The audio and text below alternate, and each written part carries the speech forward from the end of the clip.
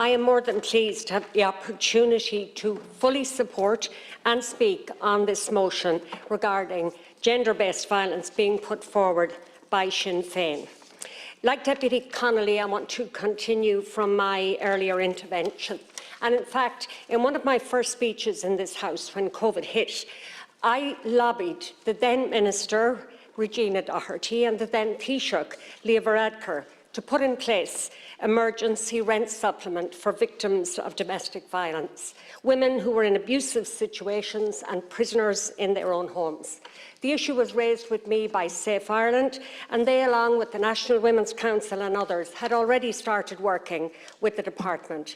Now, as a brief aside, can I mention the incredible tireless work that is done by so many different organisations to support victims of domestic abuse. Their advocacy, their diligence, their unswerving determination to be there for women and children in violent, abusive and coercive situations is second to none. And their humanity and empathy for those suffering domestic violence is something special to see and know. But they are stretched way, way beyond what is reasonable.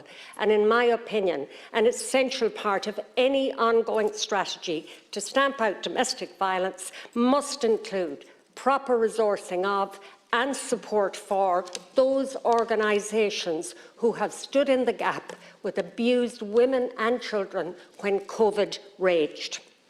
But to go back to the issue of the emergency rent supplement, that was put in place because people worked together and because we had an emergency situation, COVID.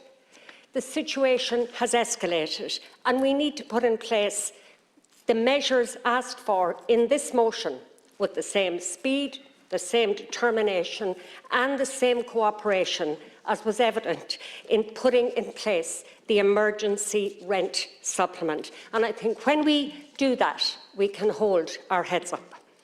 Minister, there are many other issues I'd like to raise, but I must return to the matter I have raised on at least 4 occasions on the floor of this House, and that is the fact that there is no dedicated refuge for victims of domestic violence in Sligo, Leitrim.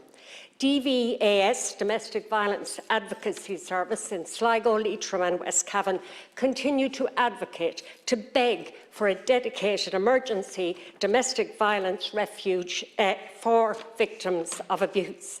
In 2020, DVAS worked with 226 women in Sligo, Leitrim and West Cavan, and all they have is 3 apartments that serve as temporary accommodation but are totally unsuitable for those at real risk of trauma, injury or fatality and those who need 24-hour supported emergency services. Minister, I have to finish now. I have so much more to say. But if at least, I know Minister O'Gorman and Minister Varadkar committed to moving this issue forward of a refuge in Sligo, Leitrim, can you give any commitment to that here this evening? Thank you.